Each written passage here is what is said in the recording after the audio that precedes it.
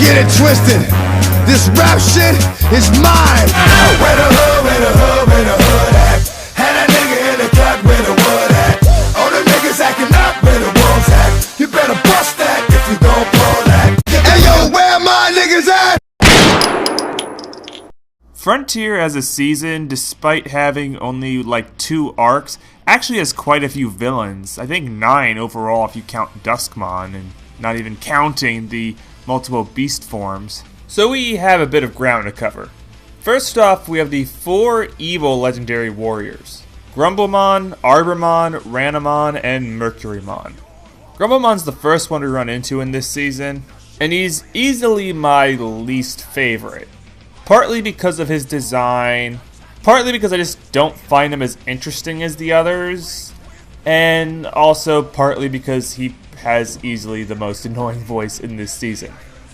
Me no care about her, me just want this spirit back, so give it! Now before anybody writes anything, because I know this happens every single time I mention the dub's voice acting, yes, this time I did listen to the Japanese version.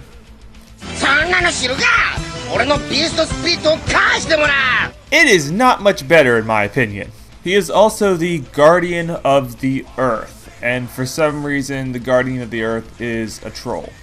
He's shown to be either stupid or incredibly stubborn, or both. He loves destruction and destroying things and eating the digital world, but despite being the first evil legendary warrior that the heroes run into, and kind of by implication the weakest, he's probably the most effective out of the 4, as we see him manage to steal 2 spirit evolutions, and is shown to be still a very capable fighter despite losing his beast spirit evolution. The other ones pretty much just die as soon as they lose 1 evolution. He also serves as kind of a rival for JP at times, because he's the one that steals Zoe's evolution, which really motivates JP to try to help her. He kind of actually flip-flops between a rival for Zoe to being a rival for JP, and then being a rival for Koji. He's pretty versatile. You could put him in any sort of situation with any sort of rivalry with any hero character, and it'll kind of make sense and feel right. But other than saying that Grumblemon dies first, there's not a lot else to say about him. So we're going to move on to Arbormon, the second legendary warrior. Arbormon is my favorite out of all the legendary warriors. He is also probably the most useless, and it pains me to say that, but I don't understand what his purpose is in this season, other than just to be some random guy for our heroes to beat up sometimes. Like, Grumblemon serves the purpose of being the first legendary warrior introduced to us in the season. He helps us expand the mythos about the digital world. We learn a bit more about legendary warriors and what's going on with Cherubimon and all that stuff. You have Ranamon, who is the female villain. She has a rivalry with Zoe, a specific rivalry.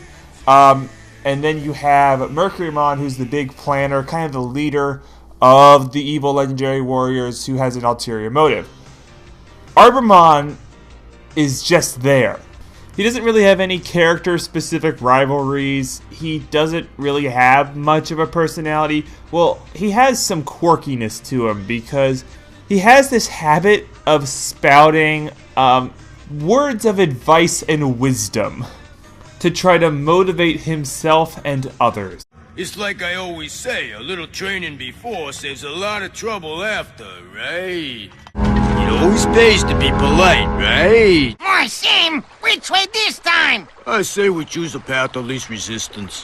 Why for you always make things up? Yeah, I don't make this stuff up on purpose, it just sort of comes to me, right? It's kind of cute in my mind. And it also is extra ridiculous because he has an over-the-top Brooklyn Italian accent. Well, I'd love to chat more, but I got some road work to attend to, you understand? Forget about it. Hey, it's like my mom always said, you can't have no pizza without your cannoli. Ah, forget about it, we got this de Blasio. He ain't no Mayor Giuliani. Hey, what can I say? Derek Jeter, Brooklyn Bridge, spaghetti, and all that pasta bazoo. But I am making fun of him, but I do legitimately like him. He's probably one of my favorite characters in this season. He can just be so ridiculous at times, and I have to say I do like his design, both his humanoid and beast evolutions. I kind of like the wood doll look and the extendo legs and the white beady eyes and the sharp jagged teeth. And Pedalmon, his beast evolution, doesn't look bad either. It's a little simplistic. It's just a giant lizard with bark for instead of scales. But it works for what it's trying to accomplish, just being a giant monster that rampages. He actually seems like a villain that's played more for comic relief than anything else. Maybe that's supposed to be his role in the show. Because you have these moments that do feel like they're trying to be funny, and he's never really taken that seriously. He's tough, yeah, but his big episode was the "we have to make hamburgers" episode. I keep making parallels to him and Blastmon in some situations, or at least their functions within the evil group. He seems to be kind of supportive of people, which again makes me like him a bit more. And honestly made his death very sad for me. He just gets sliced by Duskmon after he loses his beast evolution. Well, here comes a cavalry. A friend in need's a friend indeed, right? Wrong. With your beast spirit gone, there's really no use for you now, is there? What are you talking?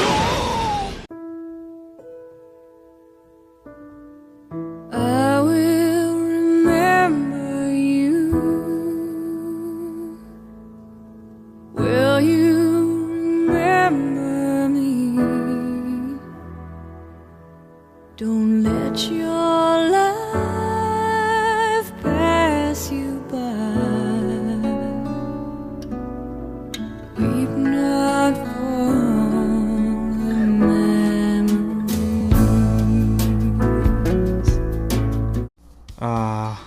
So terribly sad.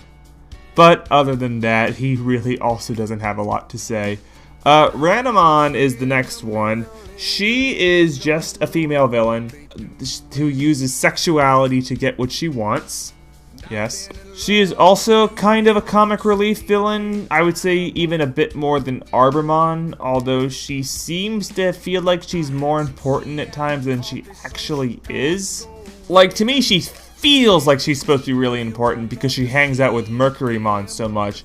But to me, she's really the lamest out of all of them because she doesn't start off like as a complete villain. She doesn't have her beast evolution yet, which could be an interesting sort of idea, but it's mostly just there as an excuse for her to do dumb, wacky things and for her to not look pretty, which then of course makes everybody really hate her. Other than that, there's nothing really remarkable about Ranamon. She's just your bare-bones villain, selfish, cruel, sadistic monster who just wants to destroy the world. Her only thing that really makes her noticeable is the fact that A, she is the only female on the team, and B, that she is a rival with the only female on the heroes team, if you can really call that standing out. To me, it's as generic as possible. And I pretty much have nothing else to say about Ranamon except that I find her plans completely and utterly retarded. The last evil legendary warrior besides Duskmon is Mercurymon, and he is probably the one character that the show really wanted to hype up in terms of being an evil legendary warrior, because there seems to be a bit more to him than there are with the others. Not to say he's great, but he's definitely somebody I was more interested in learning about when compared to the other characters, and I'm pretty sure that's intentional. I feel like these three here are just supposed to be filler. They're just villains for the heroes to just knock down, and we're really supposed to be all wondering, what's Mercurymon going to do? Because pretty much from when he's first introduced, or at least the second time we see him, he's shown that he has an ulterior motive. Because he almost single-handedly defeats Seraphimon, takes his data, keeps it for himself, tries to hide it from Cherubimon, and we see him trying to manipulate other members of the evil legendary warriors like Arbamon.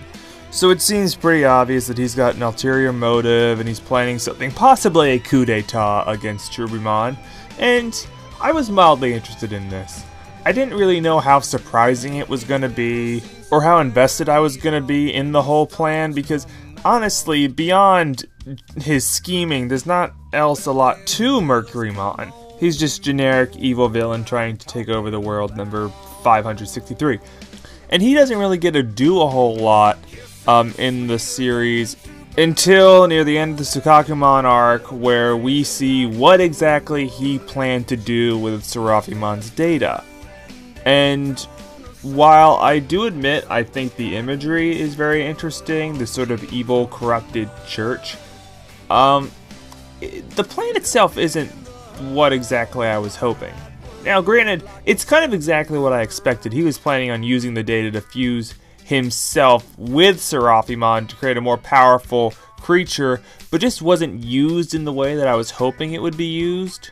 Like, I was expecting Mercurymon to try to usurp as the true destroyer of worlds, true servant of Lucemon, or heck, maybe he just wanted to kill Cherubimon and not resurrect Lucemon so that he could rule the world. I don't know. That's what I was kind of looking for. But instead, he uses the fusion to fight Takuya, which then makes it obvious that this fusion is not so much about usurping the throne, it's much more about just giving Takuya somebody to fight that's going to prompt the same evolution that Koji got when he fought Duskmon, someone on that same equal level of power. And that just makes the whole thing kind of lame. It's a fine fight, I guess. I would have probably liked to have seen them fight more using Mercurymon's reflective powers. That might have made it more interesting, but I was just expecting more from the reveal about Serafimon's data, rather than just, I'm gonna get you a new evolution now. Oh, whoops, my plan failed, I'm dead. I mean, you didn't even really need Serafimon's data for what was accomplished here. You could have just had Takuya fight Mercurymon and get a new evolution to overcome Mercurymon's trickery reflective powers. If Mercurymon just handed over the energy or data to Cherubimon near the beginning and never did the fusion, then it wouldn't have really changed much in the story, I feel, or at least the relationship between the characters. It's not like Dark Knightmon, where he actively tries to overthrow Bagramon. This is more of him talking about it, but never going through with it because he doesn't get the chance. So then he dies, and we learn that Sukakumon was Mercurymon's beast evolution the whole time, and then they fight it, and then the kids learn that they need to conquer their fears or something to kill it. God, I don't care about this thing. I honestly hate this thing because I think it looks really stupid, and I still don't understand how he was able to have his beast evolution out as like an active working thing while still being in his humanoid form. But all that really matters is that it's dead now. Everyone's dead. There's no more evil legendary warriors left. They're all gone. So now we gotta talk about Cherubimon, because Cherubimon is a whole nother set of problems. While the idea of evil legendary warriors I thought was a kind of cool idea, you know, setting up rivalries and expanding on the lore of the digital universe that this is setting up, I never really got or liked Cherubimon. I have to say, I get him. I get what he's supposed to be. He's the final boss of this arc. He's the big, hulking, powerful overlord who is watching all that goes on in the digital world as the ultimate representation of darkness that our heroes must ultimately overcome, blah, blah, blah. You know me, I don't really find that character overly interesting, although I will give the show a little bit of credit. It did try to give Cherubimon some kind of backstory. I think we might have talked about it a bit in the past, but I forgot, so we're just going to go over it a little bit now. Basically, after the Legendary Warriors defeated Lucemon and locked him away in the center of the earth, they disappeared, and these three Digimon, Cherubimon, Serafimon, and Aphanimon, decided that they were going to rule the earth in its place and help rebuild it. Everything was going fine until Cherubimon started having, like, conflict or tension with Serafimon, and this allowed him to get corrupted by Lucemon, who then used him to raise an army to try to destroy the world. So yeah, it's a bit more creative than, you know, like Myotismon or Devimon just being born evil. This is a pure Digimon corrupted and turned evil, which is a very interesting concept in a lot of media because it can be used in a lot of different ways. This season I don't feel handles it the greatest. Because usually, whenever you have the corrupted hero turned villain, there's a lot of focus on the inner turmoil that that character has in terms of defining, is he really evil or is he a good person? Can he redeem himself? That's a common storyline in a lot of these types of setups.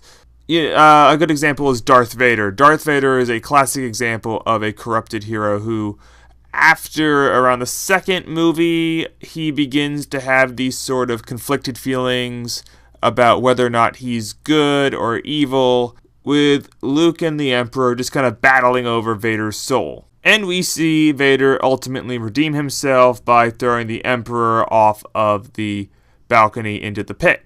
And it works as a satisfying conclusion to Vader's character because we've had scenes where Vader and Luke kind of, have moments where you see Vader wanting to change but just feeling like he can't. Search your feelings, Father.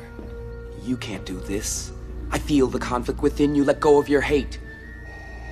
It is too late for me, son.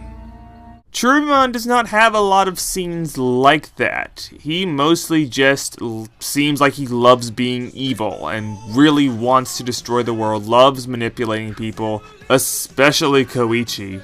And the only time we see Cherubimon break this sort of character stereotype is when Ophanimon gets released and offers to cleanse his soul because that's what she knows he really wants in life.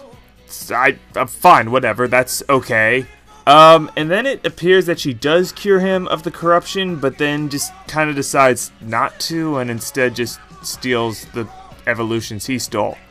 Which, I think I also mentioned this before, it really bothers me that she didn't just cure him of the corruption there, if she had that power, seeing how he was willing to, and instead allowed him to stay corrupt so that the fight would continue, thus killing her and him.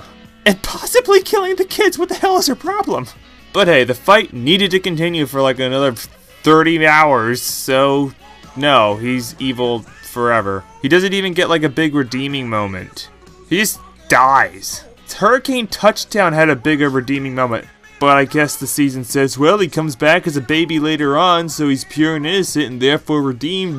No, I really do not like Cherubimon in this season. And I kind of feel that it doesn't need him to be a villain in this season. Like, I honestly think that this season has too many villains despite having only 2 arcs. And Cherubimon is easily the least active, or he doesn't have an excuse to not do things. Like, the Royal Knights and Evil Legendary Warriors are going around destroying the digital world. They're very active. Lucemon is not active, similar to Cherubimon, except his excuse is he's trapped in the center of the earth and is waiting to be reawakened. Cherubimon just sits around and doesn't do anything. He doesn't feel like he's really that much of a part of the season, except in some hallucinations that Koichi has. And at times it feels like they're going to do something more with Cherubimon, like I said with Mercurymon, but that just never pans out, which then makes me wonder why they even bothered. And I know a lot of my suggestions for fixing or helping seasons are just cut this character out or cut X many of characters out, but I feel like that's true a lot of times. I feel like there's sometimes a bit of overcrowding, and Cherubimon is one I would probably get rid of just to try to distribute time a little better for the villains, because there's 4 villains, 2 of them pretty much dominate, I'd say, 70% of the season, or at least 2 groups, sorry, not 2 of them. And I feel like that could be one. The Royal Knights can maybe get a little more time, and so could Lucemon. And I feel like Cherubimon could just be replaced with Mercurymon. He fits a lot of the requirements you might have for being a final boss. Big overarching plan, super evolution, engaged a bit more with what's going on in the story, and also he has the same angle that Cherubimon has. Good warrior corrupted to be evil. I don't know, my idea was to have Cherubimon sort of captured similarly to how Seraphimon and Ophanimon were, good, but still just kind of useless because he's caught somewhere, like in chains or something, and pretty much have Mercurymon as the de facto ringleader of the evil legendary warriors. And then, I guess as his like final form at the end, he fuses himself with his beast evolution and Seraphimon's data to create a super powerful being. And then when Mercurymon is defeated, the heroes get his evolutions, and Lucemon manages to capture Seraphimon, Trubimon, and Ophanimon's data because they're all dead now, and uses their data to create the super powerful Royal Knights. And I guess Trubimon in this story could be relegated, like I said, to the same sort of job that Ophanimon or Seraphimon were, where they kind of find him in the world somewhere, and he tells them about lore or tries to guide them. I don't know. I just kind of want him out of the way more because I don't think he really fits as a villain.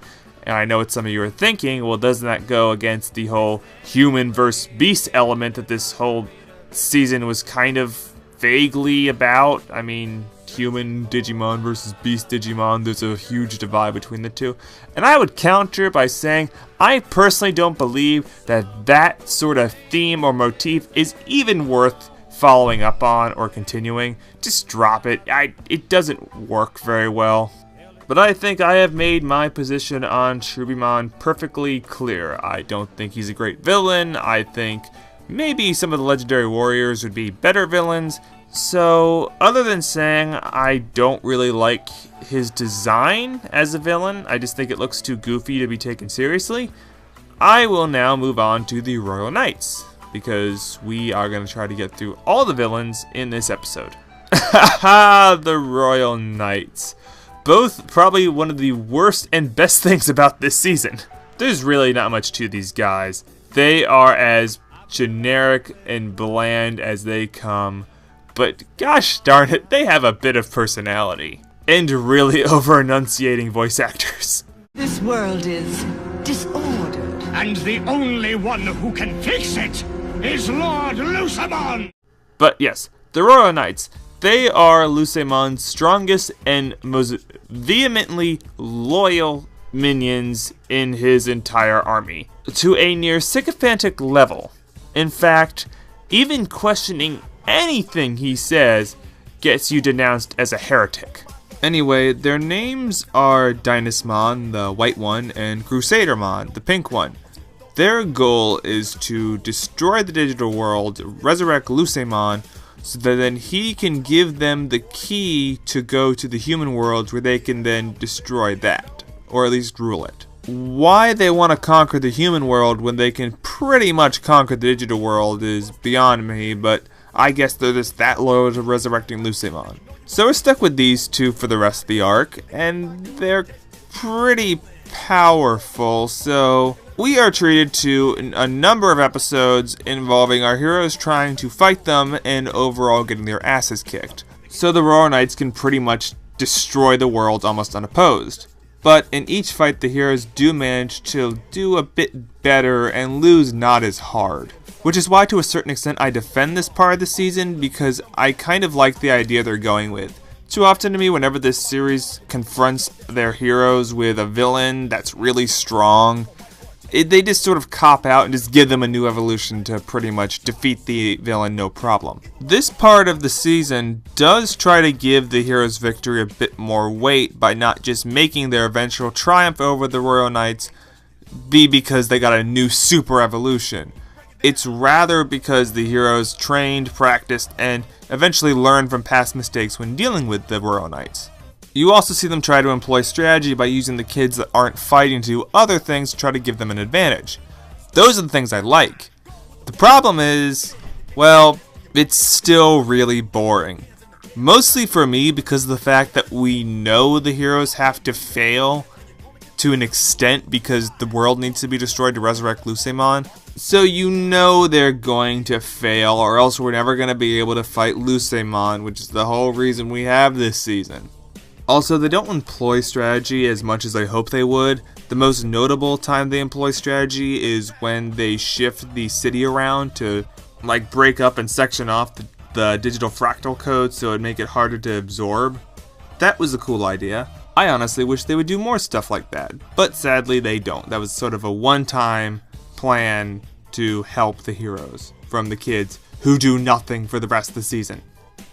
So this arc still sucks, but I like a lot of the ideas behind it more because it actually kind of can create tension if we're not just waiting for the next evolution to happen, and also can make victories much more satisfying, as is built off of a gain of intelligence and skill over a period of time. So that's their arc, but who exactly are the Royal Knights, and why do I say they are the best and worst thing about this season?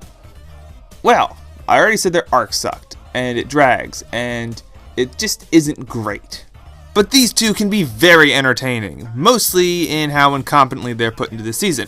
They have very different personalities, or at least ranging personalities, because once again, this season cannot tell if they want us to be afraid of these characters, intimidated by them, or if they're supposed to be semi-comic relief, which then leads to moments where they're destroying villages, doing horrible, horrific acts, killing people. But then you have moments that I think we're supposed to think they're funny or laugh at them, and it doesn't work great. Also, I'm not sure if their pompous attitude is also supposed to be super serious, or if it's supposed to kind of be a joke, because they go so over the top sometimes in their attitude and their delivery. It just comes off like a joke, like ha ha ha, look how stupid they are, but I just don't know. This season's weird. More data for Lucimon! It's your human digicode. It's quite beautiful. If I scan it, methinks you'll become a digi-egg, just like Digimon do. To control it, the humans are weak, but their data is oh so sweet. Like I think I said before, I don't normally talk a lot about the voices because I try to stick to things that are going to be both in the dub and the sub and in all the different versions, such as plot and character motivation. Although apparently I am missing out in the Japanese version where Mimi is an awesome character. I have been told this many times. Please stop. Nah, just kidding, you can do whatever you want. But really, their voices in this English dub are probably the only thing that really set them apart to me in my mind, because they have relatively the same personalities and they all have the same goals. They're all pompous, narcissistic, sadistic, and egomaniacs, all trying to destroy the world to resurrect an old god. I mean, you could say this one's supposed to be funnier than that one, or this one's more calculating than that one, but really they have the same motivations, and they all seem to follow a very similar script. The only thing that drastically sets them apart in my mind is how awful their voice acting is in the English version, because so much of it is just dumb stereotypes. Now you can correctly point out that this seems to be present in all dub seasons of Digimon. They love using over-the-top stereotypes as, character voices. But I don't think it's ever been this aggressive. Like, to having a good chunk of the main villains all have a definite ethnicity.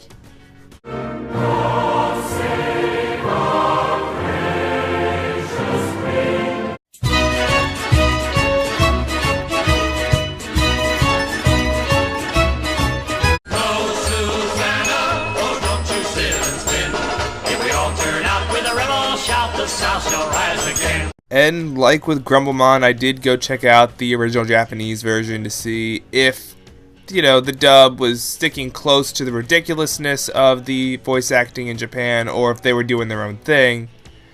And I could safely say that the dub was definitely doing its own thing. And the Japanese voice acting is definitely better in terms of quality. The same way The Gift is better in quality than The Room, but the problem with that is I don't remember a single thing about The Gift. I remember a lot of stuff from The Room.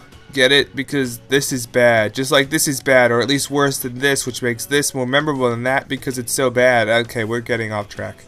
Bottom line, these characters are religious zealots. There isn't a whole lot to them. Their arc is relatively short, and really, the fights the heroes have with them get very repetitive.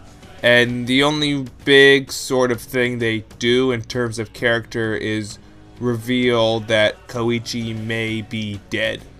Because He doesn't have a fractal code when all the other kids did when he got shot by Crusadermon or something. But really, they're just atypical, super religious zealots, and that's kind of it. Lucemon is the last figure we're going to cover. He's going to be pretty short because we're going to save a lot of stuff about him to the end. Because despite being talked about a lot during this season, he doesn't actually appear as a character that our heroes interact with until the very end of the season. During the Cherubimon arc, he's never seen on screen. He's only kind of referenced during history lessons with Bokomon as like, oh, he was this big angel guy and he ruled the digital world and it was really cool, but then he turned evil and then the legendary heroes locked him away in the center of the world. He becomes relevant during the Royal Knights arc, but he's still not really doing a whole lot. He's just sitting there, just talking about how he's gaining more power. And I get why. The show's trying to build like hype for him. They're trying to, make him very ominous, so that when he finally comes and reanimates himself, we'll just be like, oh crap! We've spent so much time talking about him and seeing him, I can't wait to see the actual fight. And in that sense it works. The show definitely does build up Lucemon as a very powerful force. One that, if and when awoken, will definitely have grave consequences for the digital world, the real world, and our heroes. So that part's not bad. It just kind of comes back to this season not having the most original villains. They still all have the same motivation of, I want to rule or destroy the world. Lucemon just happens to present it in a much more heroic context than a lot of other villains do. Because he wants to destroy the world so he can rebuild it as a perfect utopia where he's the ruler and purify everybody. Because as our heroes have shown us, you can purify Digimon to make them pure good. But apparently purifying the entire world is too far for our heroes, so they have to stop him. Now, some may argue that the trope of this hero wants to destroy / conquer the world because he feels he's the best to rule it is a tired premise, and I will agree, but I don't hate it as much as the villain who just wants to conquer the world just because he can and because he's evil, because this at least allows a bit more of the villain's character to shine through and make him a bit more complex. I personally don't feel like this season does a whole lot with it. I mean, he's an all-powerful character that thinks he's God. I don't feel like a character that has that sort of setup needs a justification for why he feels he needs to rule the world or can destroy it. So in that respect, I feel Lucemon is a bit of a head above the other villains. He's still not great because the second arc that's supposed to introduce him is kind of boring, so by extension it makes him kind of boring. And also, I wish that a lot of the other villains had more goals and aspirations rather than just serving him. But I think I'm going to end this here because, in case you can't tell, my voice is dying. Like, really dying hard. I've been spitting up blood a little bit. So, I'm going to say goodnight and say that next time we're going to finally finish Frontier. Alright, see you then. All of this is ours! I don't see anything I want, Yeah, me neither. Burn it to the ground so others may not have it either.